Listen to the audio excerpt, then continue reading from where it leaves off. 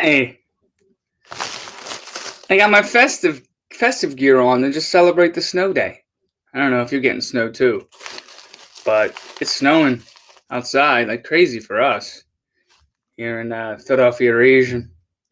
So I thought, it's not Christmas time.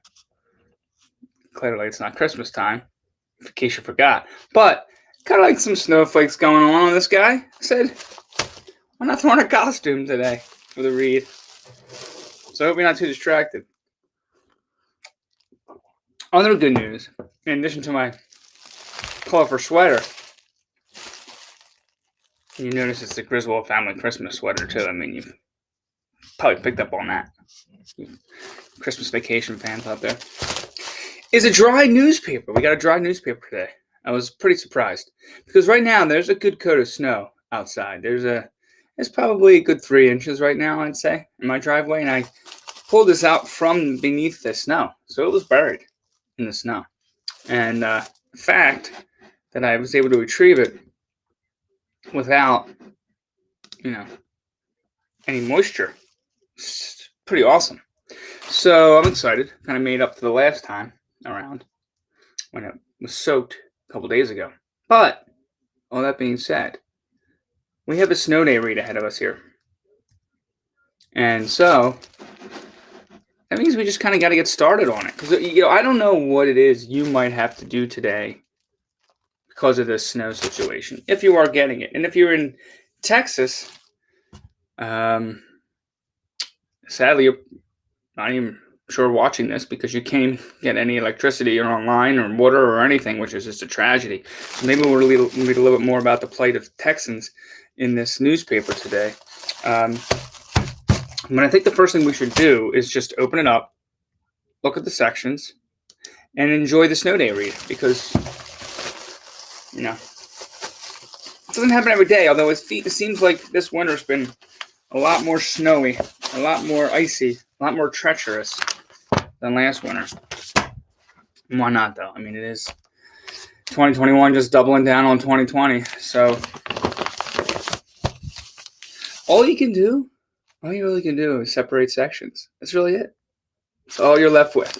So let's do that. I mean, let's do that as a newspaper family. So here we go. You want to see the front page first? That's how we normally go. The front page. Trump Tower. Done for. A little bit more of that later, I guess.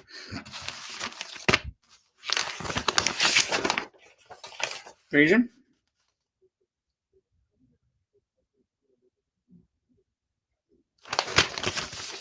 I give you some time to look at the front page of each section. That's kind of why you get that pause. You get that nice little pause. You kind of get a preview. You say, what's at the top, what's at the bottom, and what's in the middle?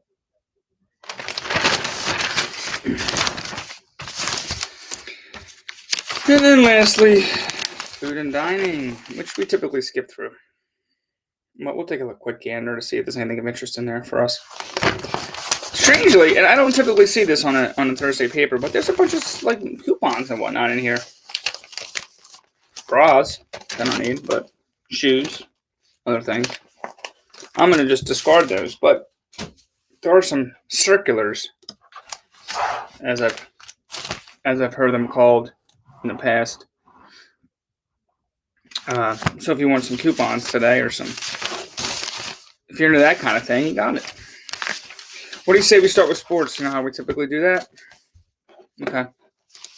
Let's get right into sports. Sixers won last night. Game ended too late for this edition, as we know.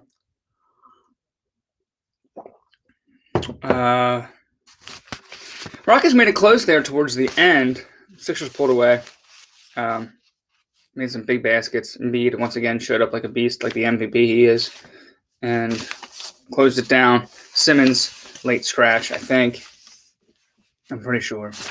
But anyway, they won it. So that's the Sixers news today, at least on this front page. In addition to a little article here on Dwight Howard saying his grandmother passed away, and he would have played he played in her memory. She died the day of the loss to the Utah Jazz, Dwight Howard's grandmother. He insisted on playing for the Sixers on Monday, same day that his grandmother died. The coach, Doc Rivers, told him, "Hey, you don't have to play." But the 17-year NBA veteran declined the offer and put on one of his best performances of the season. What does that mean? What is one of his best performances of the season, you ask? Well, season high 14 points, along with 12 boards, 26 minutes, 8 seconds, 1 block, shot 5 for 8 from the field, 4 from 6 from the foul line. He said, "Good line, real good line, double-double." He said, "Well, it was very, very difficult to play. I found out that morning, and I tried to get up and move around, but I couldn't. It really hit me. I just tried to get myself ready to play. I didn't know if I could play, but I know my teammates needed me just to be there." So, condolences to Dwight, but hey, he showed up, and I guess he was inspired. The best stat line of his career with the Sixers, it looks like. So, you never know where your motivation is going to come from. And actually, he channeled that grief, and he had a heck of a game. But, rest in peace, Dwight Howard's mom, or grandmom, or whatever he calls her. Top of the page here, it says an article saying that it's pretty clear Wentz prefers Indianapolis. So what makes that pretty clear is my question. That's my first inclination when I see that. Is who said that, for one, because it's in quotes. Who said it's pretty clear? Celeste Bowen piece. Another week, another rash of reports and opinions about the Eagles' expected trade of quarterback Carson Wentz. Chicago and Indy remain the only teams known to be involved in a long-running Wentz trade drama.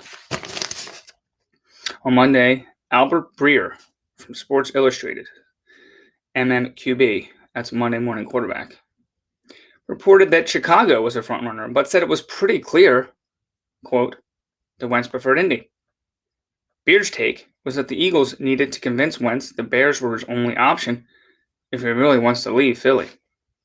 But an NFL management source with experience in such negotiations said he thinks the Bears are unlikely to trade for Wentz unless he is fully on board. The source said he thinks it is more likely the Eagles will end up having to take whatever Indianapolis is offering before the March 19th deadline that requires a $10 million Wentz bonus payment, because that is where Wentz wants to go. That's what I said before. I said it's hilarious to me that they go and get Sirianni from the Colts, and now Wentz is going to go to the Colts. They got Sirianni from the Colts to help Wentz because of Frank Reich. So, we're going to keep following this story. It's a big story here in the Philadelphia region, but it's getting a little bit tiring. It's like, just make a move, please. Going down to the bottom of the front page, we're looking at the Flyers return to the ice tonight. Unless some other tragedy happens where you get another, I shouldn't say tragedy, that's a little bit strong of a word, unless another drama goes down where you get another group of players having to be sidelined because of COVID, we could see them after 11-day break. But they're still undermanned. You're still going to, like we said yesterday, still not going to have tonight THRU, Konechny, Voracek, Walton, Limbaugh, Justin Braun, because they're all in the protocol still. Despite being mandated by the NHL to play Thursday while being severely shorthanded because of the COVID-19 protocol, the Flyers aren't complaining. Fact is, they just want to get back on the ice. They will host the New York Rangers in their first game in 11 days. I just want to get back on the ice too. I want to see hockey. I miss hockey. I like basketball. I like all the Philly sports, but hockey's got near and dear to my heart from my youth. So I want to get back on the ice, regardless of the line combinations and missing your studs. Let's see some hockey. Elaine Mignot says, "We've already had 4 games that were postponed that will have to be played at another time, and it was already a very condensed schedule. At the end of the day, we have to play some games. What we have right now are 12 healthy forwards and 8 healthy D. No issues. We have to go out and try to find a way to win a game.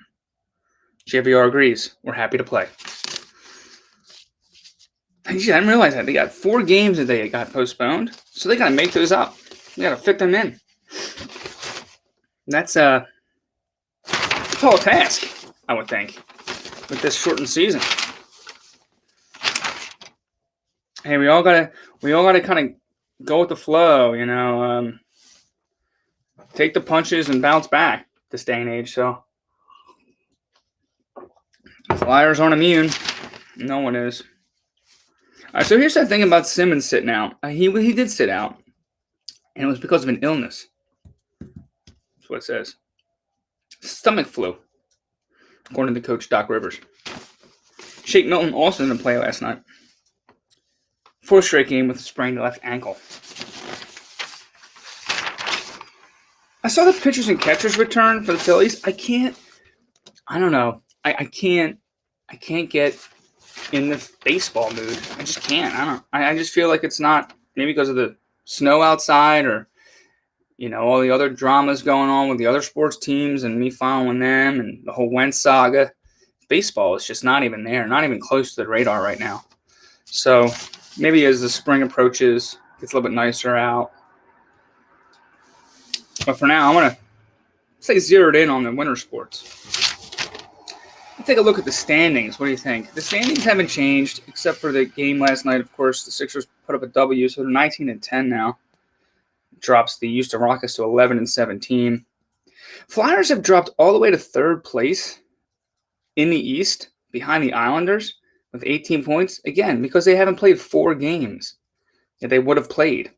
So their games played is 13.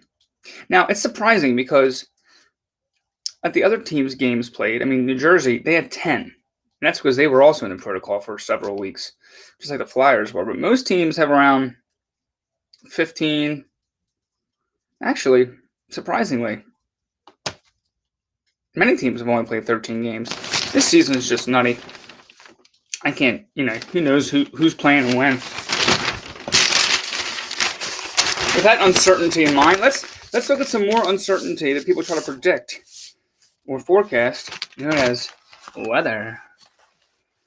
You know all about the weather, right? This is what we do. We go to the weather right after the sports. And we take a look at this and we say, nope, it's bright lights. Snow mixed with sleet. That's what's happening right this moment. Yesterday we saw 3 to 6 inches as an expected total, and now we're seeing 2 to 4. So they reduced that forecast. I love seeing that yellow sun coming up, especially next Thursday, next Wednesday/Thursday. 53 bright sunshine. Keep your eye on that. Take advantage of it if it actually comes to fruition for us. Sunset. We made it into the 540s. It's 541 tonight. 541 sunset. Only 19 minutes till 6. That's pretty great. Want to go to food and dining? Just power through food and dining. I feel like if we just do a quick page turn, as I said before, I eat food. I don't really read much about it. I'm not really concerned about the coverage of food, just as long as it tastes good and I can get access to it. I'm cool with it happening. But I will, just for formality's sake, flip through so we can say we did it together. Because I know you have your food and dining in front of you right now because you're following along, because those are what you're supposed to be doing right now. So I'll give you a second to get your food and dining. Okay. Now we'll just power through it.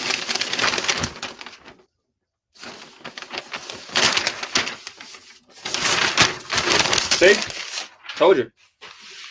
There's no reason to waste time with the food and dining.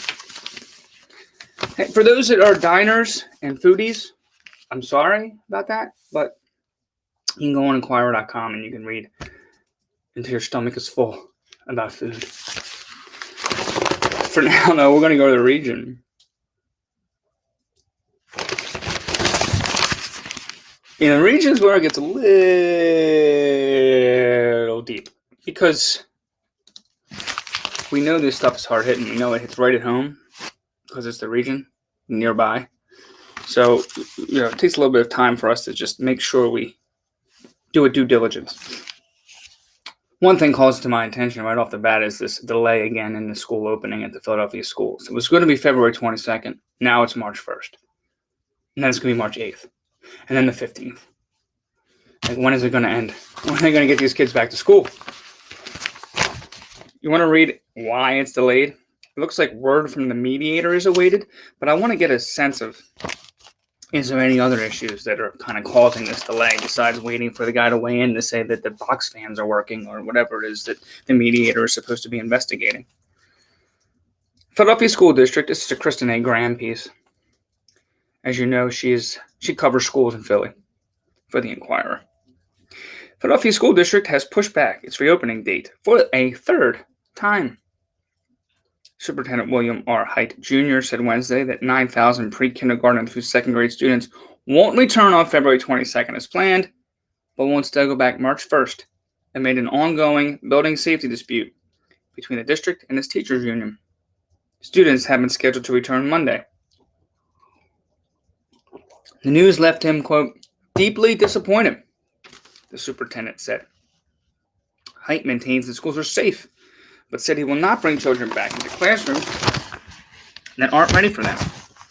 Teachers were due back February 8th, but at the direction of Philadelphia Federation of Teachers President Jerry Jordan, refused to report to school buildings and have been working from home.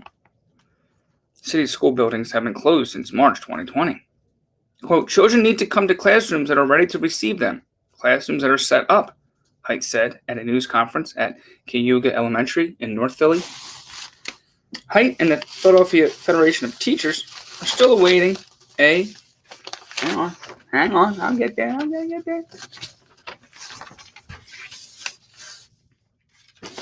Ruling from Peter Orris, a mediator and Chicago doctor and public health expert, on whether the district has met reopening conditions spelled out in a fall agreement between the union and the school system. Orris has reviewed documents and called both sides together for a meeting, but it's still not clear when his ruling might land. Wow.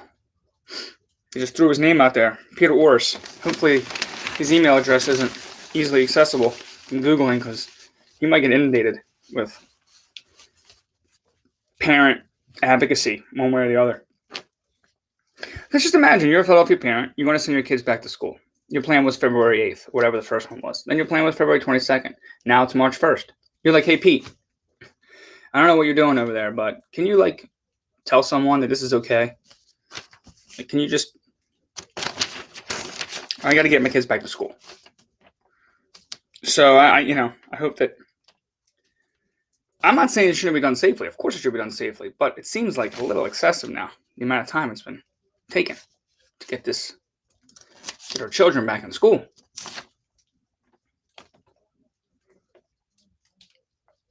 Asked if the March 1st reopening date was realistic, Rich Laser, the city's deputy mayor for labor, said he believed it was. I'm hoping we can have a decision before then. All right, well, the twists and turns and roller coaster ride of school in the city of Philadelphia continues. You got to keep an eye on that. And when the students can actually set foot in their classrooms. Now, I'm reading between the lines a little bit. Just coming back to what Height said. Children need to come to classrooms that are ready to receive them. Classrooms that are set up. I'm reading that to mean that he's kind of giving a shot at the teachers. Like he's saying, we need you to get in here and set up your classrooms. You're holding this up. I don't think he means set up as in set up safely with ventilation and desks spaced apart and plexiglass dividers and all those other things. I think he means, hey, you got to get in here and hang up your posters or put your little pencil case over here or whatever the teachers have to set up. I think it's a teacher kind of dig. But again, just a hypothesis. Totally my opinion. What else we have on the front page of Region here? We have 8 people shot at an Olney transit hub. I did see this kind of looking at the news this morning that there was a shooting Broad Street and Olney Avenue, Wednesday afternoon, leaving a man in his 70s, critical condition. Philadelphia police seeking to learn why someone opened fire at a busy intersection in broad daylight, shooting 8 people. Looks like nobody so far at least was killed. 6 men and 2 females shot, ranging in age from 17 to 71. If anybody likes Longwood Gardens, it's getting an $250 million makeover. Somebody likes going to Longwood Gardens, looking at the flowers, lights, whatever else is there. I'm not really a Longwood Gardens fan, but if you like it, they're putting $250 million into it to make you like it even more.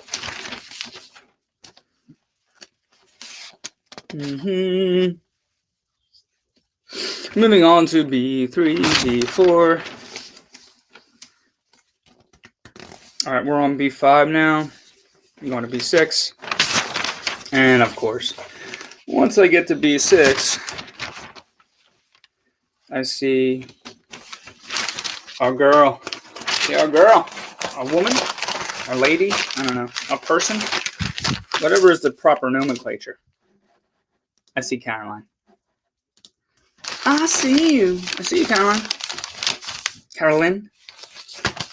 So you want to read about CAROLYN's take on constant fat shaming?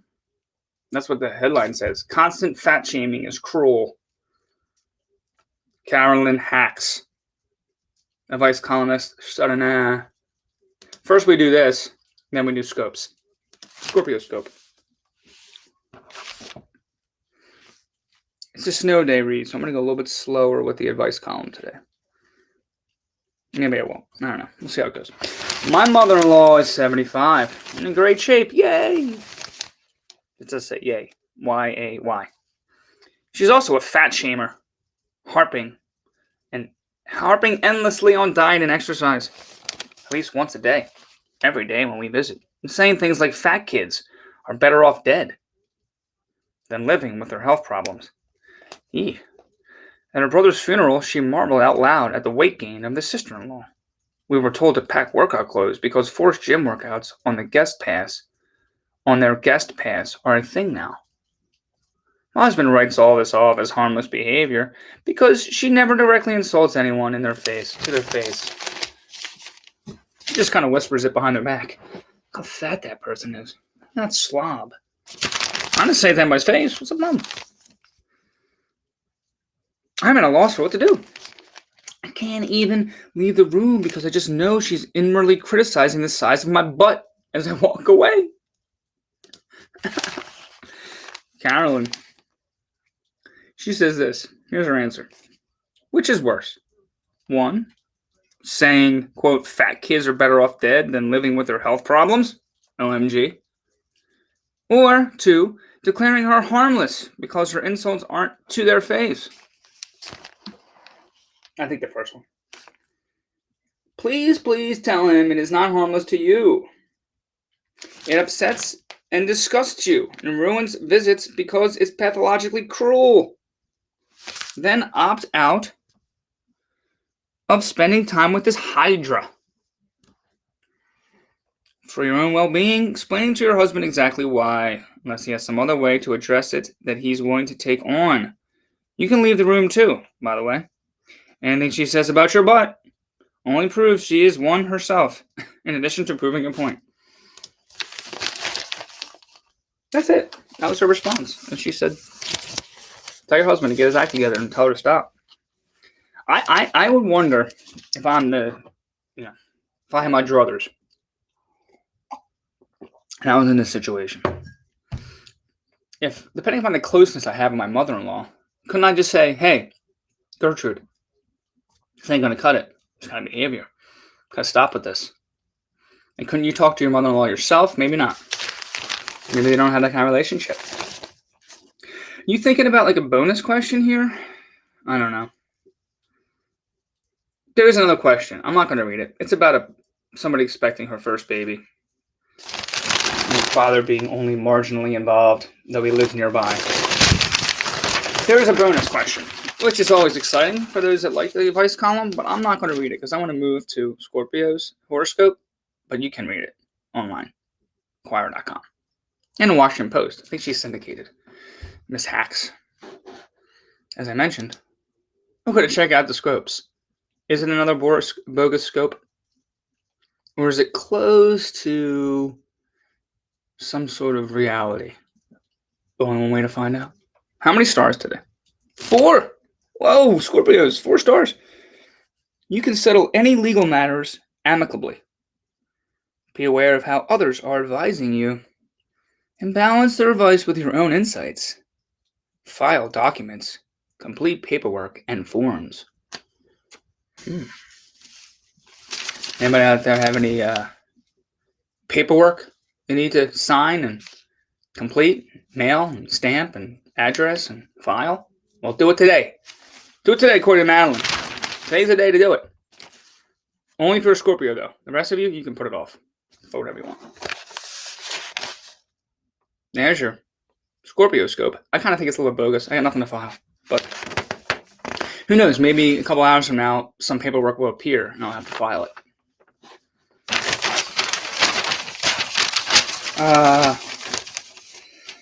Oh, it's the calm time. It's the calm time. It's the calm time of the show. It's not a smash bang, you know, not as like showy, ritzy right now. That's kind of the point. We want to look at the OBITS. We want to look at the people that went before us. We want to say, how are you? And goodbye. Here's a little group of them. I'm looking at Miss Massaro there. She looks young. Take a look at her and see what happened with her. And give her a little tribute, right? Anne Marie. She was born in 55, so she's young. What happened, Miss Anne Marie? She went to Archbishop Carroll. You know, down the street. That's the alma mater of one Brad Inglesby we were talking about before. Who's made it in Hollywood, writing scripts. Got a new show coming on HBO. I think it's called Mayor of Easttown or something like that. Anyway, Archbishop Carroll grad, along with Miss Massaro. She graduated in 73, went on to marry the love of her life, Anthony. Together they shared 42 wonderful years. She was welcomed into heaven on the 15th, it says. This is when I scroll down to the bottom, and this is just my habit. I don't know if it's just a morbid thing, but I look down to the very bottom of the obit, and I see if there's a place where people are saying, hey, you can donate. Like, here's where we want you to give contributions. Because that tells me sometimes, when I look through the obits, how this person may have passed. If they don't say it explicitly in the first 1 or 2 lines. On this case, donations in Anne Marie's memory can be made to Pancreatic Cancer Action Network. So, either she was an advocate or she was in some sort of voluntary capacity trying to help with that type of cancer, or that's what got her. I tend to think. Rest in peace, Anne Marie. Got a couple other people here. Catherine Bradley, 100 years old. Let's give Catherine Bradley a shout out for making it through the century mark, huh? Here she is. Oh, here she goes. Cute little old lady. Kind of. Can't really see her. There she is. Hey, Catherine. She was born, I didn't say when she was born, but she was 100 and she died February 13th.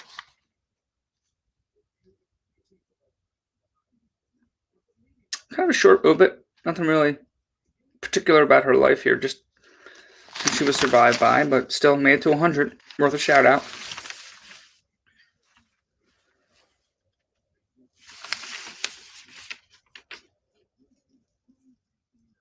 Oh, we got a COVID person. Howard Casper, 90. Passed away February 11th from COVID-19. He was in the Coast Guard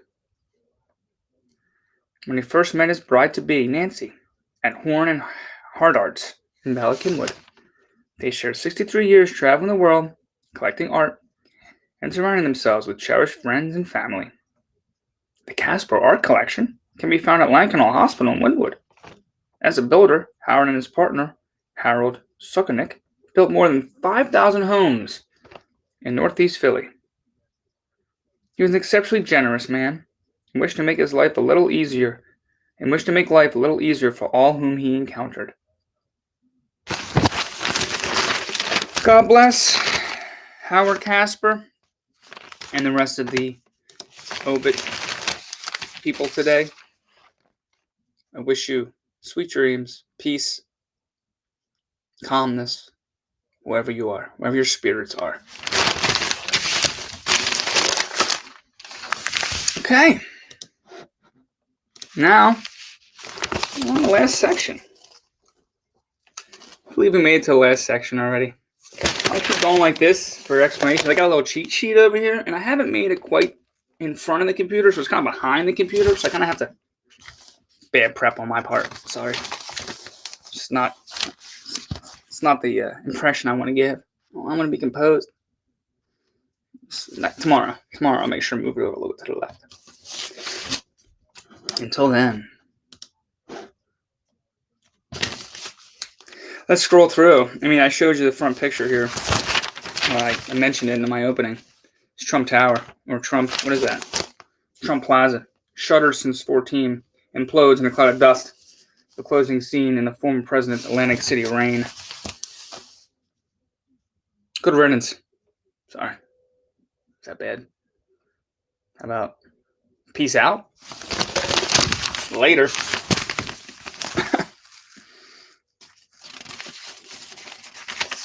Let's flip. Get your front page out, front section out, and flip. We're going to go to A2, A3.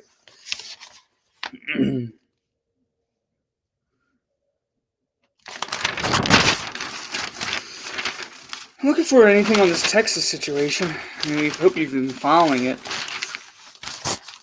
I'm sure you saw that whole Colorado City mayor's diatribe on Facebook that got him, that he resigned as a result of. What a jerk. If you haven't seen it, Google it and read his post on Facebook. Another one felled by social media. And just being a dunce. Really.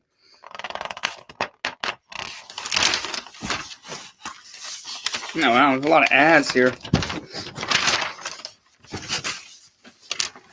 I'm not seeing much that I want to stop at and read. I'm seeing a lot of power flips. Oh, here's Limbaugh. Wait, they put Limbaugh on A1? Do you think this is right? I mean, I don't know.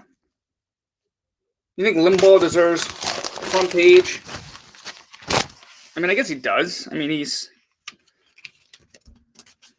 terrible of a person he seemed to be. And he still had, how many millions of people listening to him every day. I guess you gotta have to acknowledge, even if you would rather not, the scope of his influence. I just hate to see his face on the front page. I don't want to speak ill of the dead, but dude seemed like a pretty big a-hole. But anyway, they move it, they skip it from A1 to A12, and then they get a couple more photos of him. One, which I think is perfect representation. Just a white guy with a cigar on a golf course, feeling free to kind of rip apart and make fun of and chastise and, just lean into his white privilege every single day when he talks on the radio. Say whatever he wants. There he is. Now he's dead. Kind of like Trump Plaza. Done for. Extinct. Sorry. All right. That's more than enough time I want to give the Rush Limbaugh today. Seriously, take a step back. Maybe I want to give a little more time. Think about the man. Think about every day going on the airwaves and just hating people and just saying vile things and just winding people up, getting people upset, getting people to be pitted against one another every day. I mean, it's hard to, even your humanity, you want to mourn for a person's passing. I mean, that's why we do the OBITS. You want to take time to celebrate, acknowledge a person's life. And you like to do that hopefully regardless of how they live their life. You try to give some objectivity to their death. Anybody passing is a kind of a sad thing. But he didn't make it easy for anybody to feel any sort of sympathy for him or empathy for him or wish him well in his next journey. He was a hateful person, and so to me, he should expect hateful responses to his death. And the fact that he was given a Presidential Medal of Freedom in 2020, which is this picture here, he's getting awarded the Presidential Medal of Freedom, flanked by, I guess, his wife and Melania. It's another disgrace. Another reason why the past 4 years, you just want to kind of shovel into the dustbin of history and just dump it into the trash. Limbaugh getting the Presidential Medal of Freedom. That's like a slap in the face.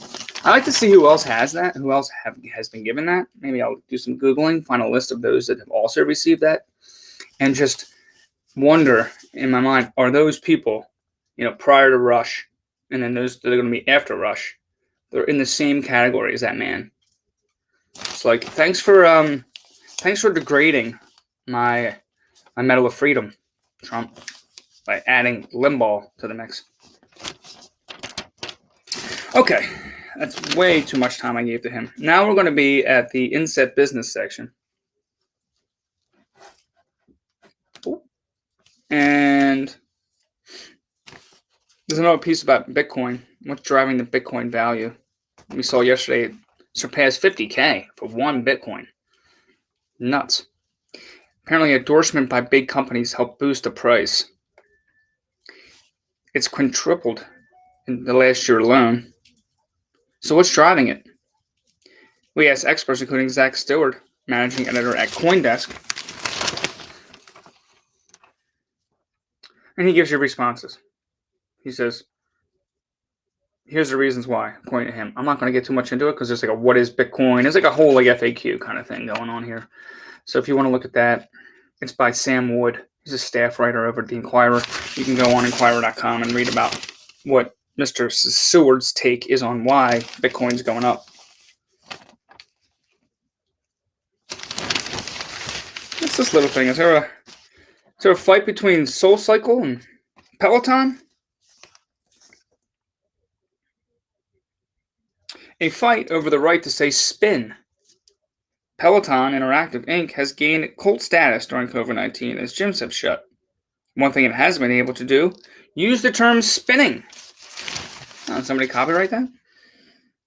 Peloton filed petitions this week seeking to cancel a rival's 20-year-old U.S. trademark for the terms spin and spinning, arguing that they have become generic terms that are used to abuse in the exercise industry.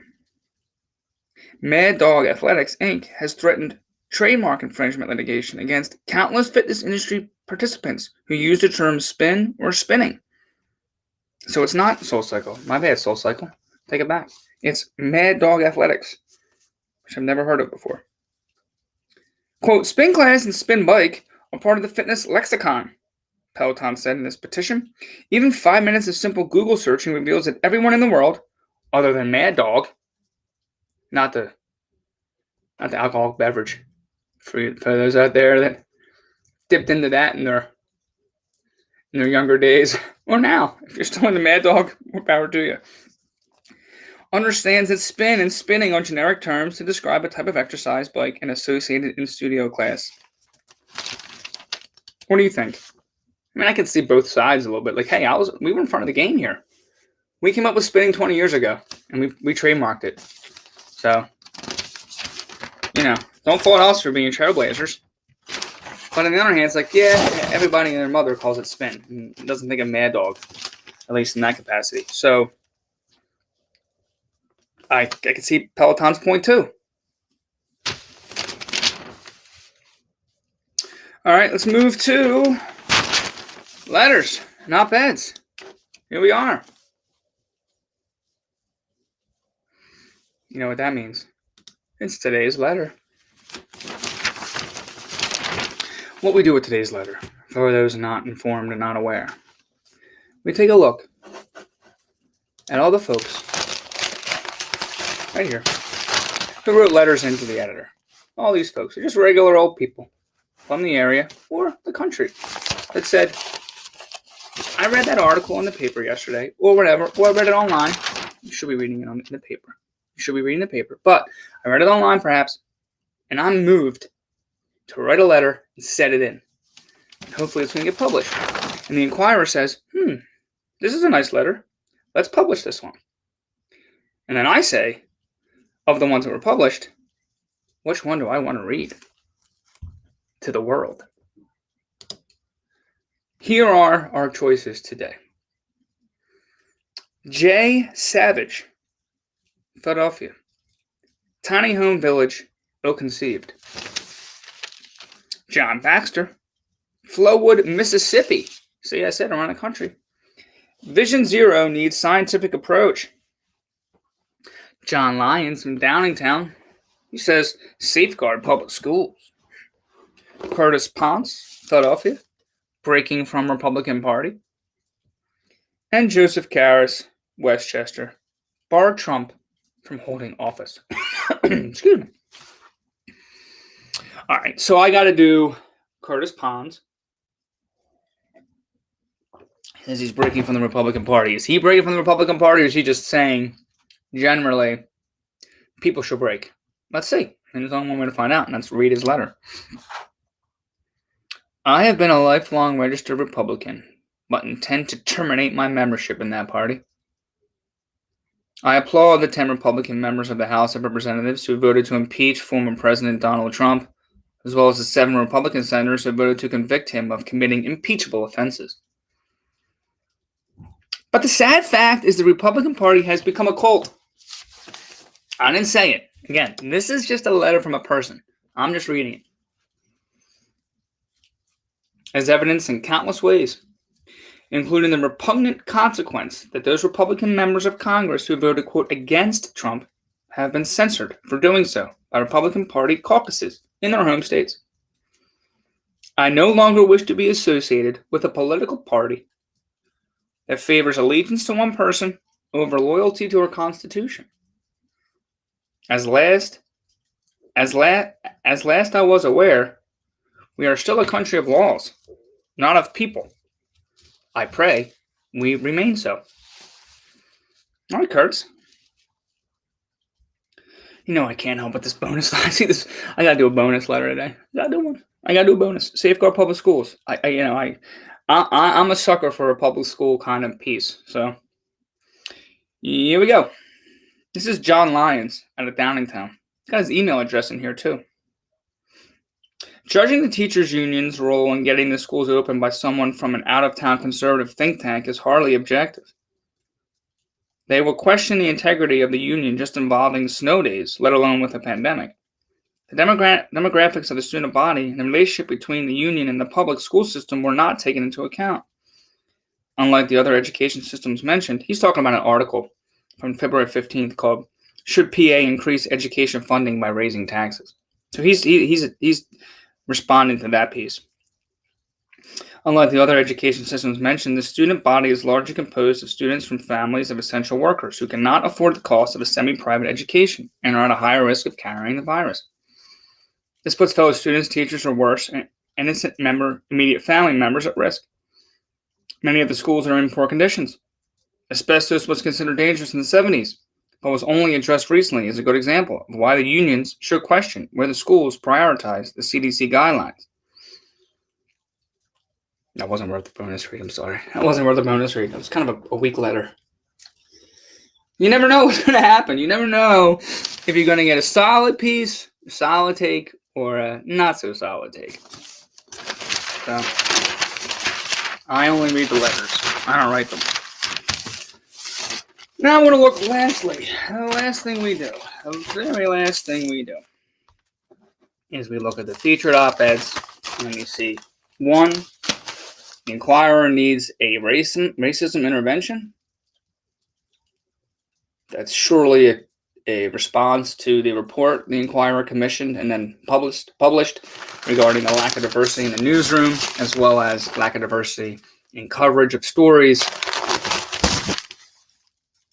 You can read that on Inquirer.com. Ernest Owens is the writer. He's an editor-at-large at Philadelphia Magazine and the president of the Philadelphia Association of Black Journalists. So he brings some clout to that conversation. So you could certainly read that. There's another good op-ed here. It looks like it's called Philadelphia Schools Shouldn't Reopen Until All Staff Can Be Guaranteed a Vaccine. I mean, she's an internal medicine physician, Maria Powell. So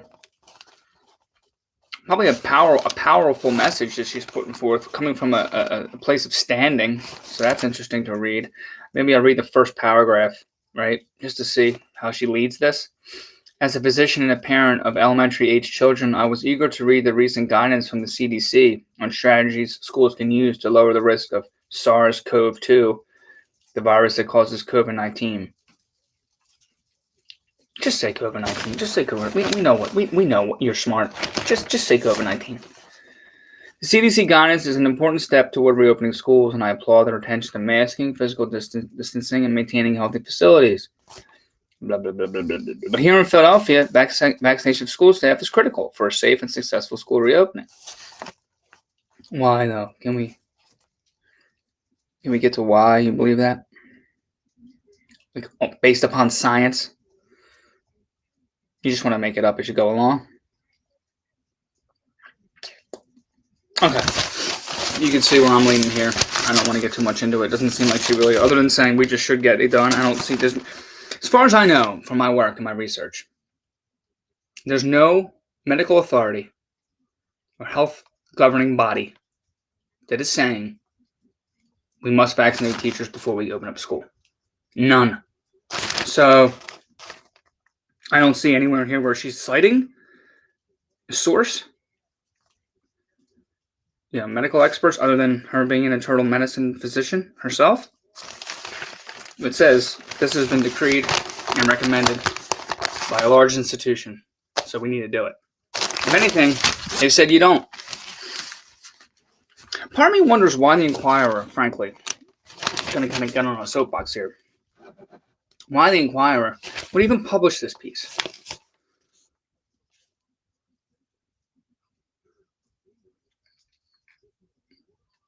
It just seems to kind of continue to double down on this. My opinion is this, even though it's not rooted in medical experts' perspective and guidance. So, if anything, it's just,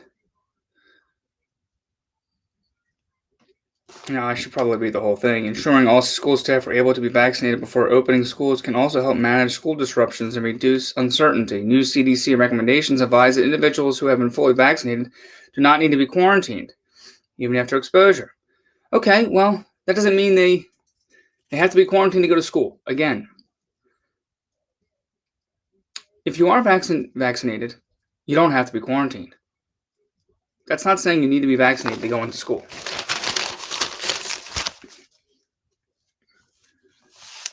I appreciate the idea of giving both perspectives here, but I think we should just ground ourselves in science. Can we just ground ourselves in science and then move from there and stop with this back and forth? And then lastly, the last op-ed on this page. Scanlon needs to hold Biden's feet to the fire. Mary Gay Scanlon, representative. She should use her position with oversight on rulemaking to push forward popular regulations, by Amy Sinden, professor of law at the Temple University Beasley School of Law. Go on Inquirer.com if you want to read that. I didn't mean to get so high-horsey about the vaccination for schools. I really didn't, or teachers, or anybody working in a school building.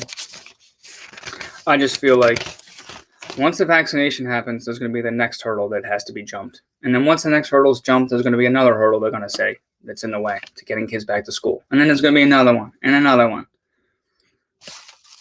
The only way to do it in an objective way, I would think, in a way that allows everybody to feel like, okay, we're all working from the same page, is to follow medical guidance.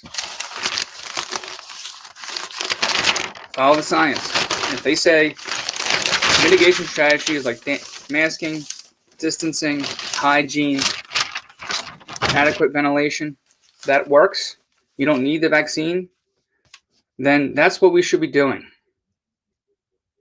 Prioritizing the vaccine for educators, sure. We got to move that. We got to move them up in the priority list. Let's work on that. Not denying that the vaccine is a major component in fighting this scourge. But to say, I don't know how many teachers and educators are in Philadelphia, thousands, to say every one of them needs a shot before we can get school doors open?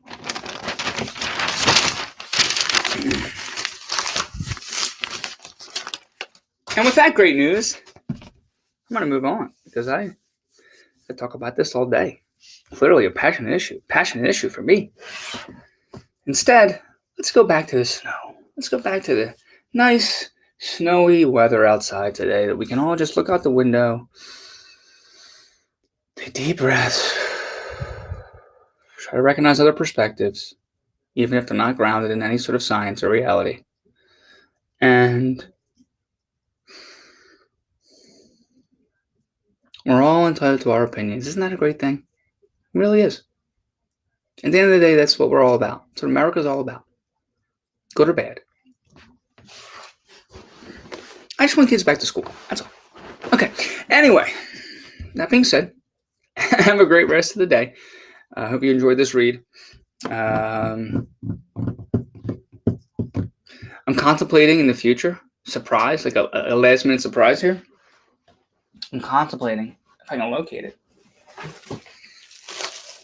adding a little bit of a Delco Times read to the mix. Because this is hyper local stuff right here. This is like county news. You see, I haven't opened it. So I've been thinking, do I want to do some live reads every now and again of the good old Delco Times? I wonder those that are far flung across this great nation of ours, but from the county, they might be like, oh, I get to see what's going on in the Delaware County Daily Times today. It might be an interesting concept, but not today. I might add it to the repertoire every once in a while, but I'm going to leave you hanging today on that one. Still thinking it through. Because just doing this is a process. Trust me. It's just a process every day. But I love it. All for you. And me. Because I enjoy it too, to be honest. It's a nice outlet. All that being said, again, enjoy your day. You can get outside, make a snowman, do something fun. Sled with your kids or by yourself. Go ahead and do that. Till tomorrow. Have a great one.